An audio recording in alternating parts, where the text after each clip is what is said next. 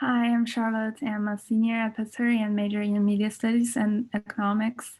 So I'm interested in how the media can change our life and the society. So I will talk about what you need to bring. So the states usually have different requirements, and in California, if you have voted in here before, you don't need to show your ID. But if you are the first-time voter who registered by mail and didn't include your driver's license number or your ID number or your last 4 digits of your social security number on your registration, you may be asked to provide ID when you vote. And it can be a copy of your recent utility bill, documents sent to you by the government agency, your passport or your driver license, or official state's ID card or your student ID card showing your name and photographs. So if you're not able to provide any ID, you will be able to vote provisional ballots. So the requirement is similar in some states like Pennsylvania, New York, New Jersey, Maryland, and like Massachusetts. So like in those states and some other states, if you have voted before, you don't need to show your ID. But if it's your first time or you just move into the states, you need to show your ID. And for the states like Florida, Michigan, Georgia, you will be asked to show your current photo ID to vote. So if you choose to appear in person to vote, it can be helpful to bring your ID like driver license or your state ID, especially if you are the first-time voter.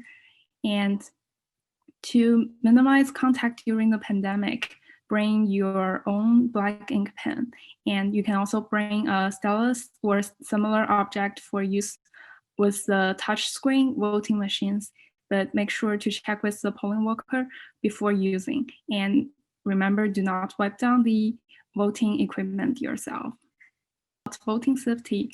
First, you can consider voting alternative available like mail-in to minimize the contact. And if you are choosing to go to the polling location, protect yourself. Wash your hands before entering or after leaving the polling location.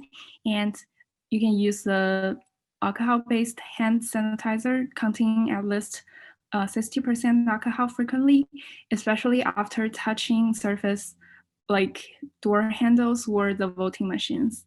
And cover cough and sneeze with the tissue or inside of your elbow, and throw the used tissue in trash can, and then wash your hands after that. Remember to wear a mask and maintain at least 6 feet of distance from others. It's important to remember even you and others are wearing a mask, we should still keep the social distance. Avoid crowds. So you can use early voting or choose a vote at off-peak time, such as the mid-morning.